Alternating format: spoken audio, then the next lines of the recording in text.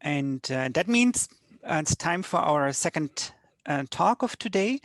And the speaker now is Dranowski. And the talk will be about reverse plane partitions and modules for the preprojective algebra. Okay, and it's your stage now. Thank you for the introduction. This goodly thing works. I'm going to talk to you today, per the introduction, about reverse plane partitions and modules for the preprojective algebra. And this is reporting on a joint work in progress. So a lot of the results are still being hashed out and will be stated as conjectures or not, it's being written down. And it's joint with Balazs Elek and Joel Kamnitzer and Tanny Libman and Calder Morton Ferguson.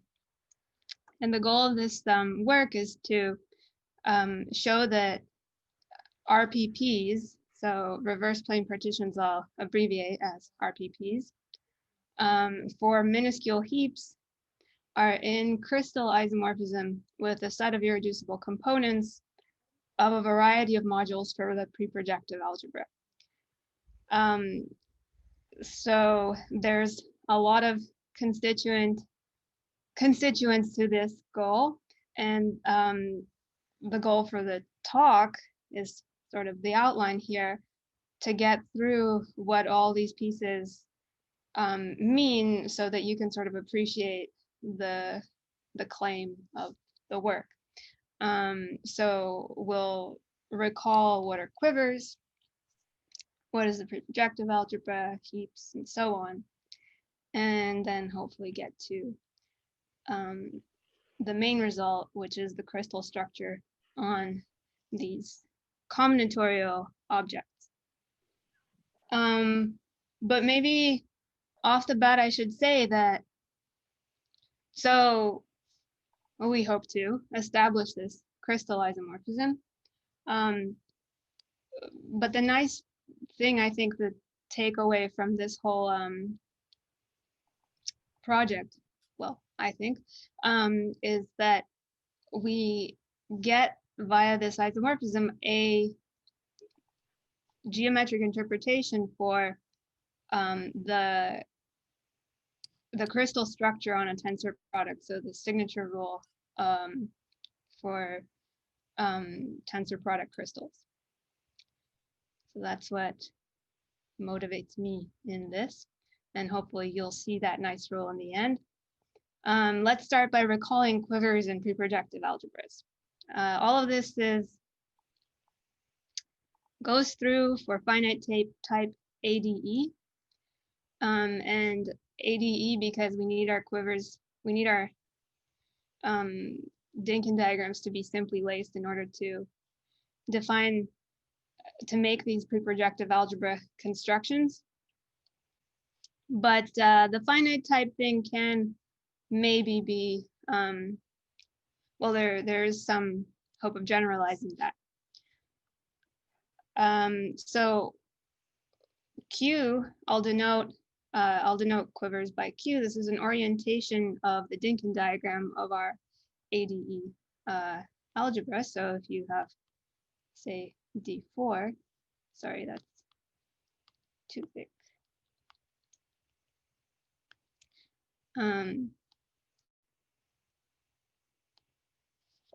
Then the quiver of this Dynkin diagram is just I attach some arrows to my edges. I choose an orientation. So this is going to be the data of vertices and edges. And the preprojective algebra is an algebra we can then attach to the quiver of our group. It's the path algebra of the doubled quiver, where I'm taking the original set of edges, but I'm doubling, sorry, the original set of vertices plus my chosen orientation of edges, but I'm going to double by throwing in an arrow in the opposite direction. And that set of guys will be this set E bar. So for every arrow in my original for every arrow in my original edge set, I'll have an E bar in the doubled quiver. So this is the path algebra of this doubled Q tilde guy modulo the preprojective relation, which is just from the picture is the relation of every vertex that tells me that if I add all of the ways of leaving and coming back to that vertex, I get 0. So if you haven't seen it before, it's maybe a little bit of an ad hoc construction, or not very motivated, but why pi? This is an aside. For quivers of finite type, pi is a nice structure because for quivers of finite type ADE, the algebras, these algebras pi, these preprojective algebras are models for indecomposable representations that contain each indecomposable projective, I should say, exactly once. So as pi algebras, we have such a decomposition where these are some projective indecomposable objects or modules. Okay, roughly, maybe there's also some restriction here, but what are nice features of this algebra is that in the setting where we are in, when Q is Dynkin, then this is a finite dimensional algebra, and that's an if and only if. And also modules for this, finite dimensional modules for this algebra are nilpotent. So I can actually maybe color that in.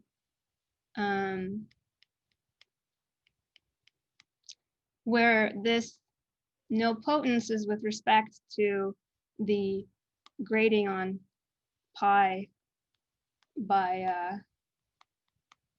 edge length, or sorry, by path length in my path algebra. So in particular, for example, the 0th piece, modules for the 0th piece, that's just I graded vector spaces.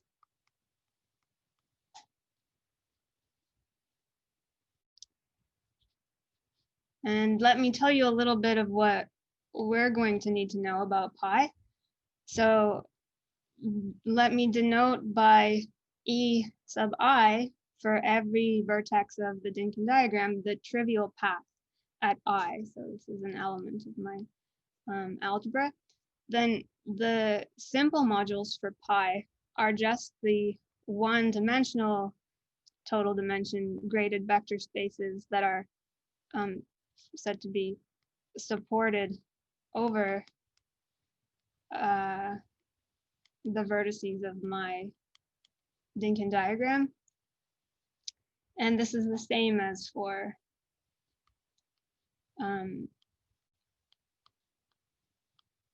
modules for the path algebra of the original quiver. What's kind of different and interesting, though, is that the projective indecomposables that we care about, the projective covers of SI are not going to be the same as in the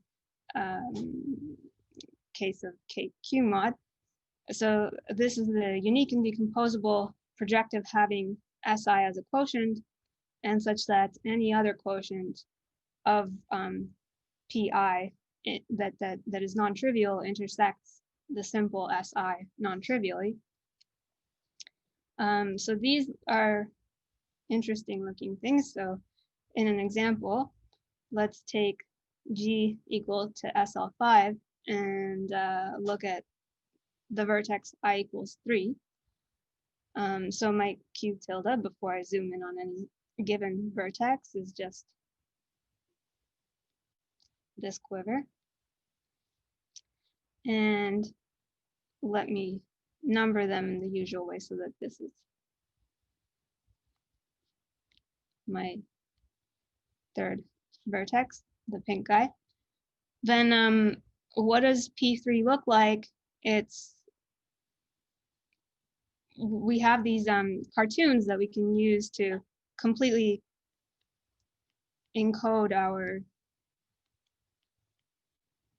our PIs, our projectives, our modules, where I draw a dot for every basis vector, and I kind of draw this diagram as living over, or in this case, under the Dinkin diagram here over the doubled quiver, but all I really need to know is how it's positioned over the Dinkin diagram. And I have arrows indicating the action of this path algebra of the doubled quiver. So like at this pink, well, not necessarily on here or here, but the arrows coming out of the pink dot in the quiver will act by, you know, sending this dot to this basis vector and then down to another one that's over this vertex. So this is an action of the path algebra of the doubled quiver, but it's easily it easily becomes a picture of a representation of pi, where I just impose that you know, acting by this arrow and this arrow is the same as acting by this arrow and this arrow, and just do that throughout my diagram. So any kind of well, not that, but any kind of composition of paths that leaves a given vertex and comes back to it, as far as the positioning of this picture over the Dinkin diagram is concerned, that's going to be equal. So this is what our projectives look like in type A, and here I also have my simple S3 as a quotient of this is this kind of top top dot over the third vertex. And then let me just mention that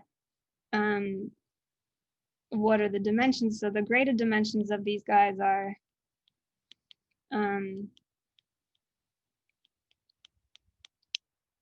to just emphasize how we're viewing everything over the Dinkin diagram, we're just counting dots over the given vertex, and the graded dimension of S3 is we have zeros everywhere except for one of the third slot.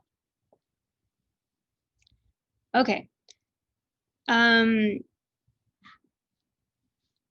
So kind of specializing a little bit further, the projectives that we're going to be interested in are the minuscule projectives. So what does minuscule mean? Well, we know projectives are indexed by vertices of the Dinkin diagram, so I'm going to define it for a vertex. I is called minuscule if the irreducible representation of weight omega I, where this is a fundamental, the I fundamental weight,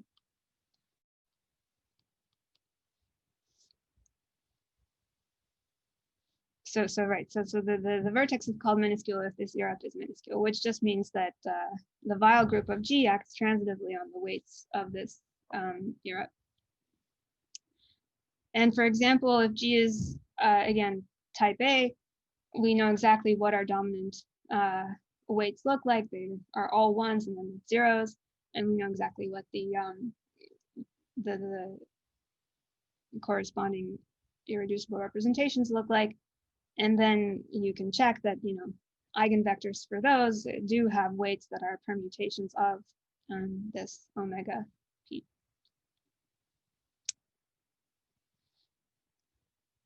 So there's a combinatorial model for these minuscule projective and decomposable modules. And it requires that I define minuscule again, but now with respect to elements of the Weyl group. So W is called minuscule if there's a weight lambda, sometimes called a witness for W, such that for some reduced expression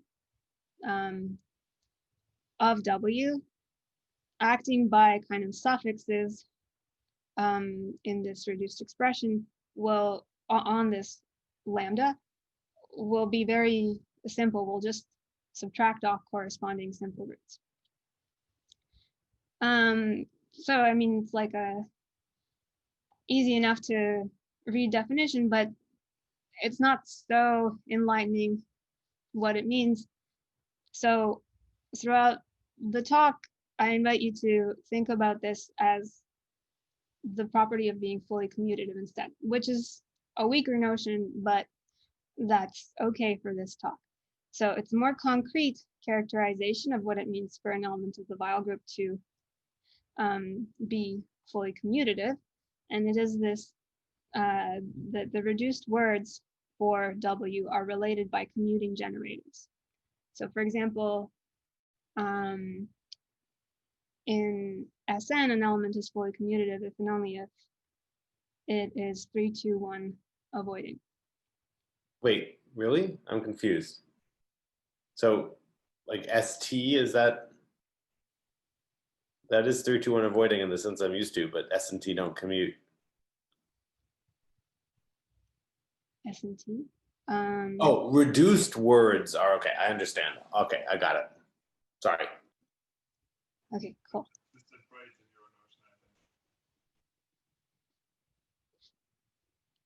Right, so I want a combinatorial model for my projective and decomposables, and this is going to come in the form of what's called a heap, but minuscule to match the minuscule situation on the module side. Before we specialize, we can define it in general. So the heap of a element of the Weyl group is defined with respect to an expression, a word, so not necessarily, not necessarily reduced. And it's the poset got by taking transitive closure of the relation A stem B if A is less than B, and those corresponding simples SI, B, and SIA commute or are just equal on the nose.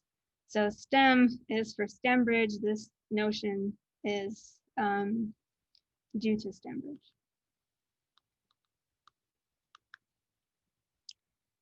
And then if we now specialize to W minuscule, well, this fully commutative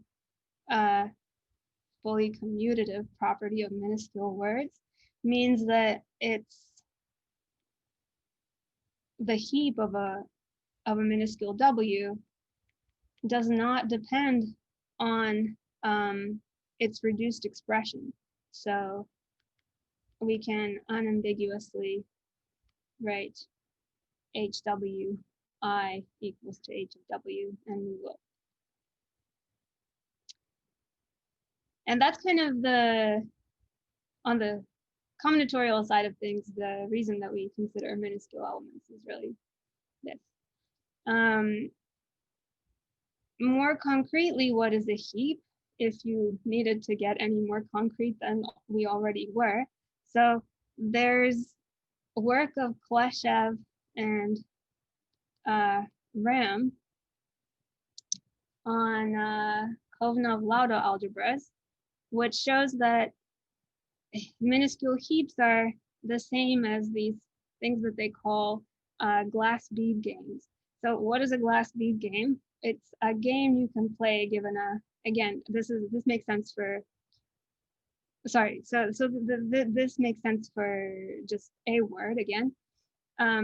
Given a word for an element of the Weyl group, we are going to drop beads on runners. So this green bead labeled IK is going to fall on runner IK, anchored at, and I should put that IK here,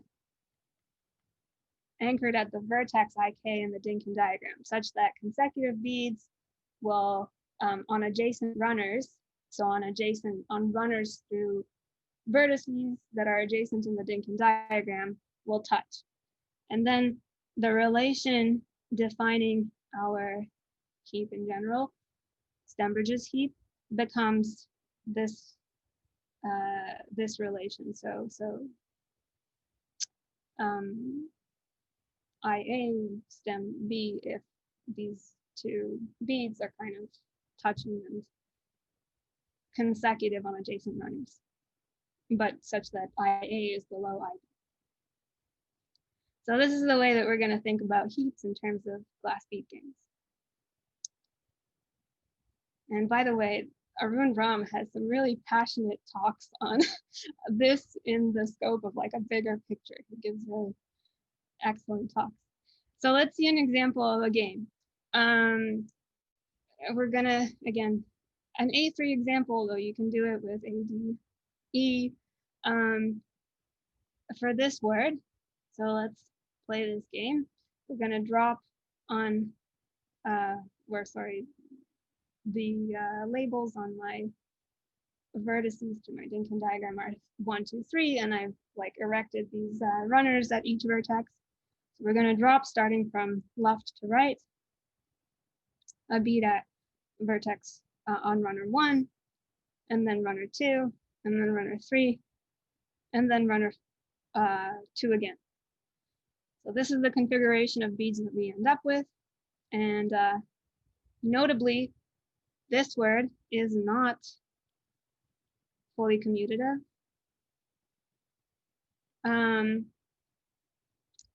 And you see kind of this configuration is unlike those that we're going to deal with because we're restricting to this minuscule situation, in that minuscule, for instance, will result in configurations where if a bead can rest on another bead, it will. So here we have kind of a gap here where this guy is like not balanced. It's also really easy to see in the glass bead language what it means to be fully commutative or not. And right, furthermore, before I get to the next slide, you can also think back to what our cartoons for the projective and decomposables were, where we were just drawing, dots and arrows between them, and think, well, this looks like a similar picture. I have some beads now instead of dots, and I don't have arrows. This is a set theoretic thing, but I do have some relations which maybe I can interpret as maps. So indeed, we can think of minuscule projectives as heaps. So connecting now the two notions of minuscule, if W is the unique element such that W omega I is equal to longest element W naught omega I, then the vertex is minuscule in the sense that, the representation of the omega I is, implies that the element W, the minimal, we should have minimal element, implies that W is minuscule too, and equivalent. So moreover, pi or pi, the indecomposable projective at vertex I, has a basis indexed by the heap of W. So the coincidence in the two cartoons is not a coincidence. If we label the dots in pi by,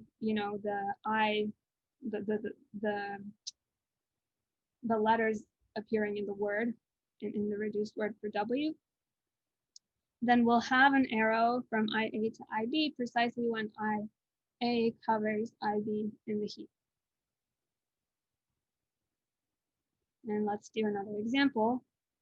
Here I have, again, SL5 and I3, and what you know to be the fundamental omega 3 and the minimal W that kind of sends omega 3 to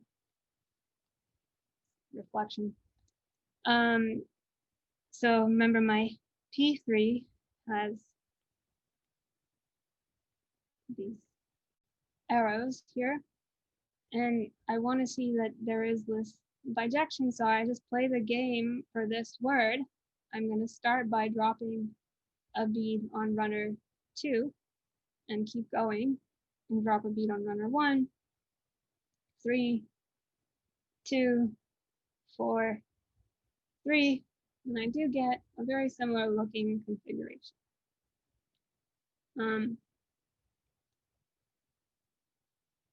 Okay, so this is fun.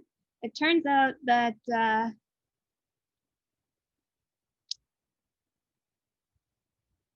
so poor transition between these two slides, but the next thing we're going to want to talk about is the crystal structure on order ideals in a heap. Because somehow these projective and decomposables that I'm considering, they're related to some geometric model for a crystal, and I'm seeing this nice labeling of projectives by heaps. So maybe that will give me a combinatorial labeling of the geometric crystal. Well, okay, we'll see how all of that works in a minute. First, let's define or recall what a crystal is. So the data of a G crystal is a set V, just like a set theoretic basis, endowed with a bunch of maps, but I'll just say there's some weight map here, and there's a collection of Fi tildes, which kind of encode the action of the Chevrolet Fi's in G on a representation. So these are called the lowering operators. And there's some var phi i's, which tell us sort of how many times I have to apply an Fi to an element of B before it goes away. So there's this condition, right? So if I apply a lowering operator, then its var phi value goes down from the original element. And why do we consider such things? Well, or maybe rather you can kind of ignore these rules, except remember that there's these nice lowering operators. But again, crystals are important because bases which have the crystal structure are bases which behave well with respect to tensor product and branching or restriction to weight spaces. So crystal structure is a very desirable structure in representation theory. And now that we've introduced it, how do we, well, in fact, we can get crystals from minuscule heaps by considering the set of order ideals for a heap of W, which I'll just define as the set of V and W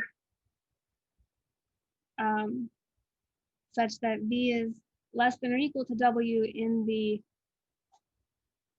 left Bruja order. So I want for there to be some reduced expression for V and W such that the reduced expression for V occurs as a prefix for W. So the set of order ideals of H of W is a crystal. And let me tell you how by telling you what the rule is. For an element V of my set of order ideals, I can view it as a glass bead game, because yeah, I have this nice description in terms of words in my file group, but these are also supposed to correspond to order ideals in the heap. So there's some kind of sub heaps. So in terms of heaps, I'm going to remove a bead from runner I in the heap of V if the resulting configuration is again a glass bead game. And if I can, to begin with, remove that bead. So for instance, if my bead is sitting somewhere like in the middle, there's something resting on my bead on runner 2 and I want to apply F2 tilde, then I can't remove it without breaking the game. And otherwise, if I can't do this, so otherwise, I send this V to 0 in the crystal. And which representations crystal is this? This is the crystal for the de Mesure module, VW of lambda, whose weight spaces are precisely indexed by such such elements. Okay. For example, if my word is this word, now it is a fully commutative word. Maybe I should have stopped in the last slide. Is there any questions or? Okay, I'll continue. So for example, so I have this word and I have a heap attached to it, and then I've drawn here the other ways of viewing this heap. So this is kind of in the original definition of Stembridge, and this is sort of keeping track of the steps in my game. What is the set of order ideals? Well, it's all of these heaps, and you can work it out to all of the prefixes of this word W. But they're arranged in this way because this is what the crystal for the corresponding de Mesure module looks like. And it's just what my rule, but in terms of these heaps. And it's also just what my rule on heaps is telling me to do. So applying the operator F2 tilde here will remove B from runner 2. And applying F1 tilde here will remove from runner 1. Oopsie, that should be A3.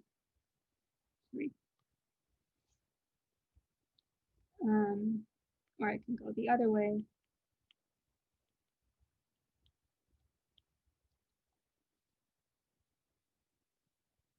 So there's this very easy rule for crystals, but somehow too easy. These are very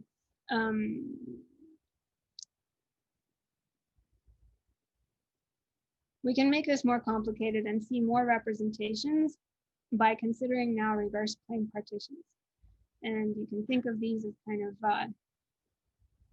enhanced heaps, but precisely these things, well, with these RPPs, which I'll denote RWM, are order reversing maps from the heap of W to the set of numbers 0 through M. So they're reversed because these maps reverse order, where the order on this set is the usual order, and we have a H of W is ordered. And the plane partition part is, well, you can think of our glass speed games as being laid out flat onto a table, and then you're stacking kind of numbers in each position as the values, or stacking cubes, or however plane partitions are usually visualized, with the number of cubes equal to the value of this map at that bead. So for example, when M is equal to 1, this is just, the set of order ideals. And again, let's see it. What are the order ideals as maps? Well, I have the map, well, in this example, sorry for this word, I have the map that just stacks nothing at all in each of those slots, or I can put a 1 in the lower slot. So I have to kind of preserve that heap structure of the base. Or I have these kind of two rank 2 RPPs, these 2 rank 3 RPPs, and 2 rank 4 guys, and 1 rank 5 guy, and 1 rank 6, the all 1s RPP. So this set is the set of reverse plane partitions for this word of level 1. So 0, 1 maps from H of W to 0, 1. but I can do this with different, I can increase the level, and then I already get something that's a little complicated. The crystal structure is not so clear on the level of the glass bead game. But it turns out that there is a crystal structure, and just formally, how do I define one? Well, you still have to work a little bit for it, but so given a minuscule vertex and minimal W such that W omega P is W naught omega P as before, this is kind of our first main result. This RWM is a model for BM omega P. And the idea, as I say, sort of formal, but still we have to work a little bit, is to decompose. The idea is to pull back a crystal structure on a tensor product crystal structure of the 0, 1 RPPs, which we know kind of a priori to be crystals with respect to this easy remove a bead if you can rule. But how do we map into a tensor product crystal? Well, we're going to have to decompose our level M RPP as a sum of a bunch of level 1 RPPs. And we do that in an ordered way. So according to the order on the heaps, or sorry, on the order ideals in the heap of W. And just send phi in here to this tensor product and pull back the signature rule sort of on elements that came from RPP.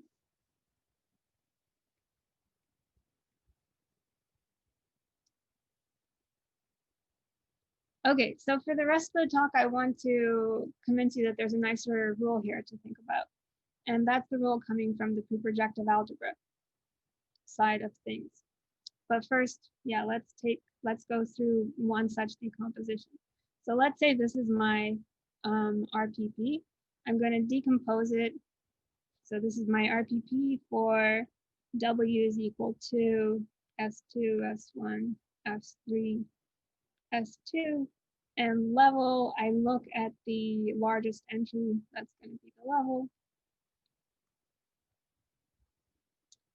And I decompose it by peeling off the maximal possible layer of ones at a time that I can. So first I can kind of have a diamond of ones here, and what's left over is 0, 0, 2, 1. And then I can peel off kind of these guys, and what's left over is this guy, and now it's all 0, 1 RPPs. So I'm going to map, I'm going to send this feed to the tensor product of these 3 0, 1 RPPs.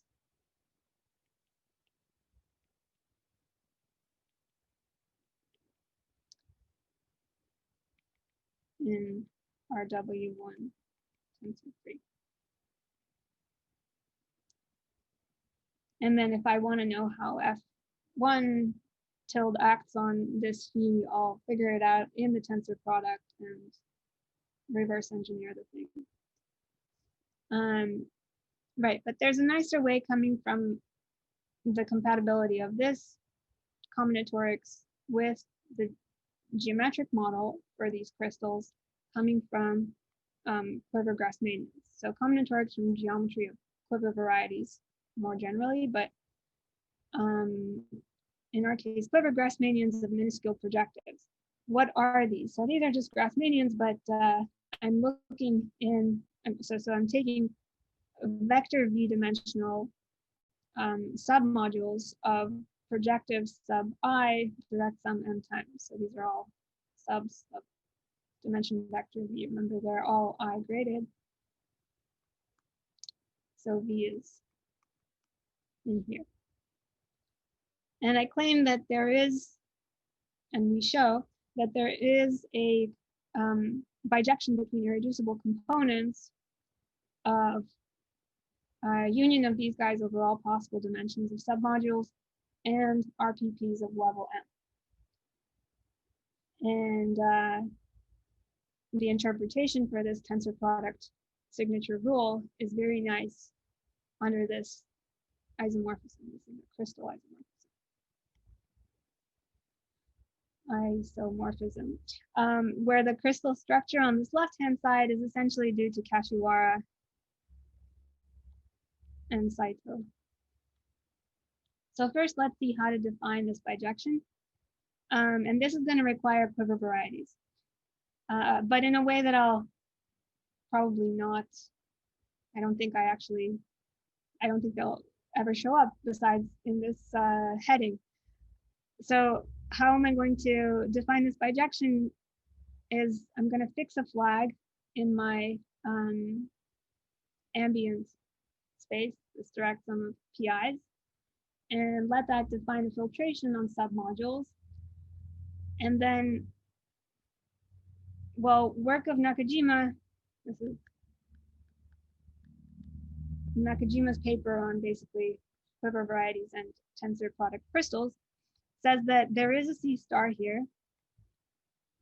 There's a C star action on this ambient guy such that the fixed points under this C star, that set is that variety is isomorphic to this disjoint union of a product of quiver Grassmannians.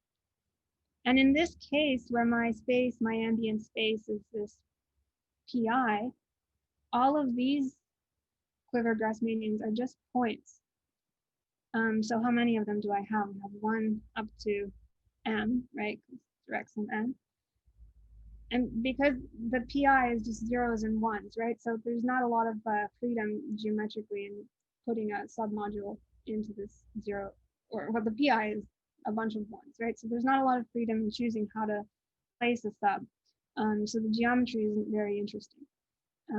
So since these are all points, I can introduce a notation for the submodule in each of these. V1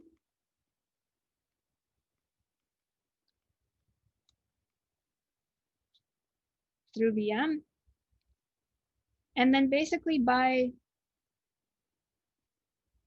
pulling back points along this take the limit in this C star action to the variety that we're interested in, I get my irreducible components.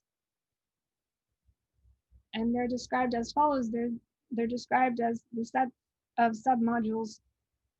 Well, first I fix a point or a tuple of points in here. NV1, NVM, and I pull that back and I get a set of submodules whose subquotients are isomorphic to this, to these guys. And I'm going to label this irreducible component by phi, the RPP, that is got by stacking the 0, 1 submodules NVK. And I made these guys kind of caution yellow because I haven't really said anything about quiver varieties. I've only been going on about quiver Grassmannians.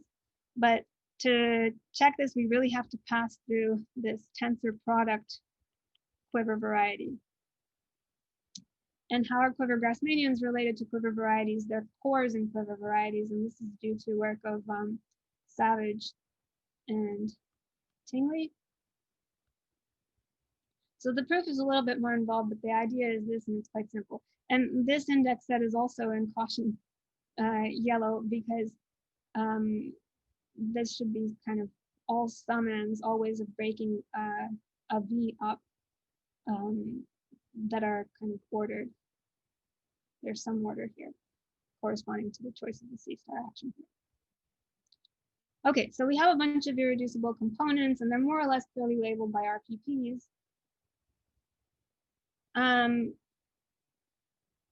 We have an alternate description of these, and I'll say it as a conjecture. We can also describe these irreducible components in terms of a nilpotent endomorphism, which is induced from an endomorphism of a single copy of the projective over vertex I that's defined again by this cartoon, where I send the basis element labeled by IA from the heap to the basis element labeled by IB from the heap if they kind of occur one on top of the other, of course, with possible resting on other beads on adjacent vertices in the glass bead game corresponding to that projective. Okay, what's the description in terms of this nilpotent endomorphism? Well, it's this, so I can equally consider all of those submodules such that the dimension of the piece over vertex C intersect with the kernel of T to the H is the sum of the values of my RPP in the column C up to height H. And if you're interested in nilpotent endomorphisms of modules for quivers or preprojective algebras, you'd be interested in this conjecture. But probably I'll leave my examples till the end. We can come back to them for a lack of time. So let me get to what I want to get to, which is an interpretation of the signature rule from this Quiver-Grassmannian picture. So we can define fi tilde of a component. This is a component of v pi with respect to a general point of the component by a short exact sequence where this fi tilde is the submodule such that when I quotient phi is the generic submodule such that when I quotient phi by it, I get the simple over I.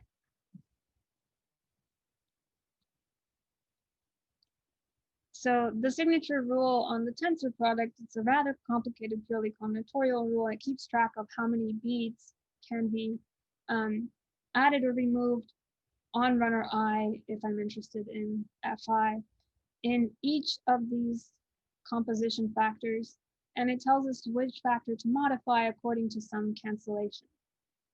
But the crystal isomorphism that we established tells us that kind of the geometry behind that rule has to do with how I can make non-trivial extensions between those composition factors viewed as modules for the preprojective algebra.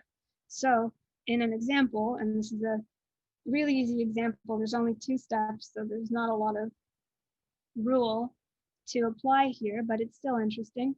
In this example, I have an RPP for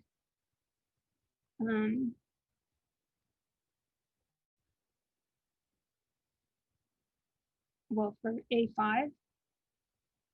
You can figure out the word, and the level is 2. And I do this thing, I filter it, I peel off as many ones as I can, and I peel off as many ones as I can again. And I consider these kind of those factors, those composition factors, there's 2 of them. So if I want to apply F2 tilde, for example, I'll look at whether I can apply it to those 0, 1 RPPs that this thing is built out of. And I cannot apply it to the first guy. There's no kind of bead on runner. Sorry, this should be 3. You can do the runner 2 example too, but it's not so interesting. So I look at the first composition factor. Can I remove a bead? No, but I can add a bead. And I do want to keep track of that, because now on the second factor, I see that I can remove a bead. And I might think, well, my lowering operator might turn this 2 into a 1, which is a perfectly good RPP. But in fact, it doesn't, because the X between these two guys viewed as modules for the preprojective algebra is non-zero. So there is a non-trivial x, and it contains precisely the module, which I can draw like this.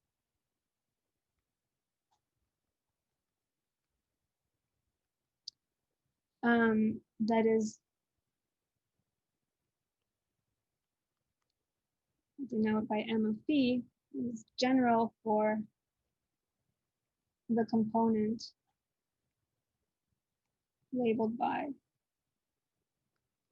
phi. So I think that's it for my talk. So thank you for listening. If I've ended a little bit early, sorry. But, yeah, are there any questions? Well, thank you very much for your talk.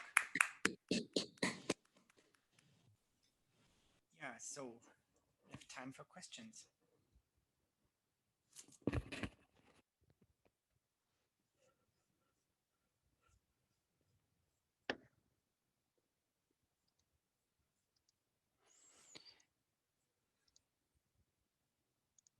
So I do have a question. So you mentioned a work of Aaron Ram and Sasha Kleshchev, right? At the beginning. So and you mentioned this big picture of Aaron Ram. Is it? Can you say something more about that inspiration? Oh, it's a hard question.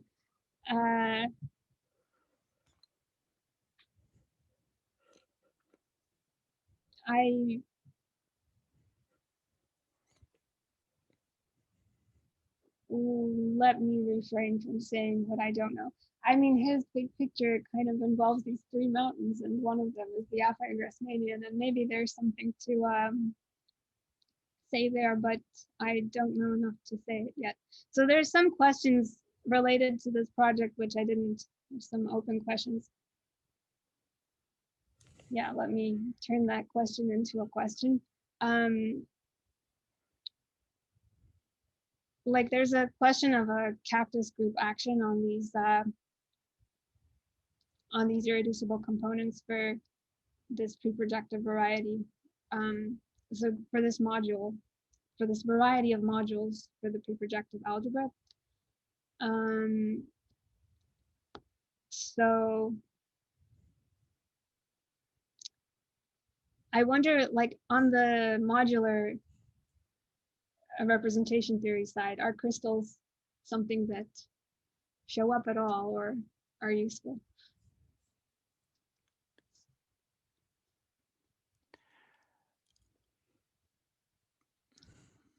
Well,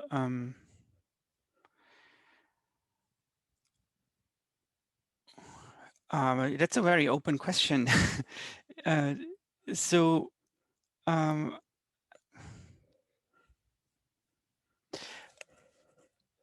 mean,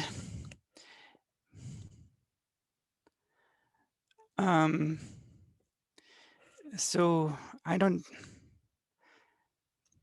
I mean, in the sure. I mean, in the sense that crystals. They explain representations of quantum groups, and there's this big connection in modular to modular representations. So that's the one thing that I come up on the top of my head. I have to think about this to be more precise, but sure.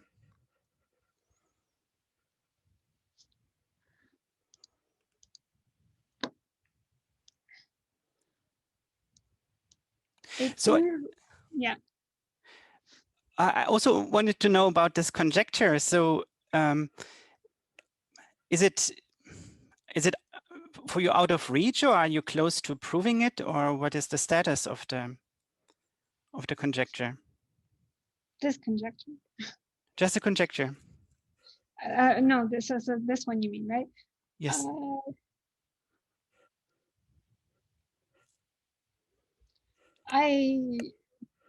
I think it's within reach, and I labeled it as conjecture because it's not written down yet.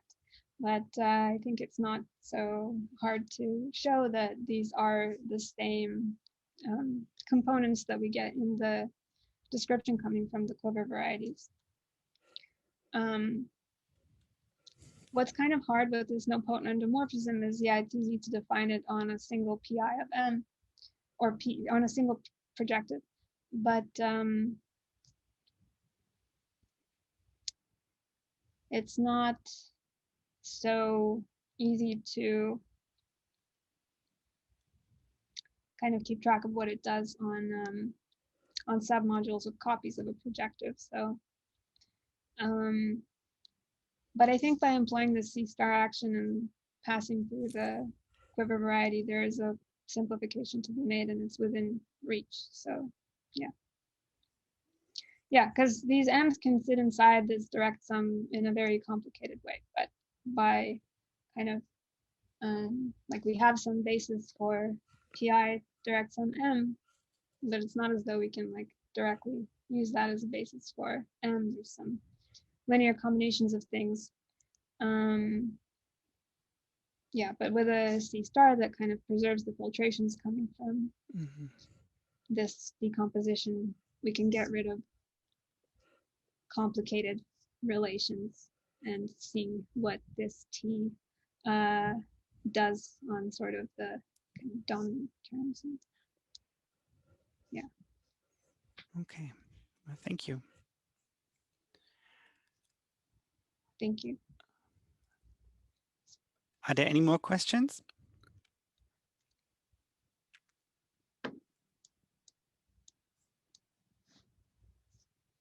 Well, if not, then let's thank Anne again.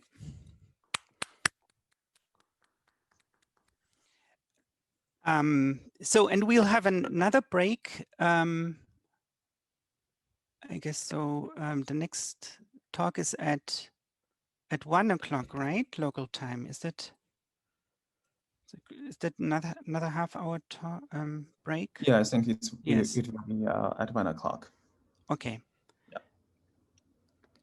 Okay. Thank you very much. So we reconvene in half an hour.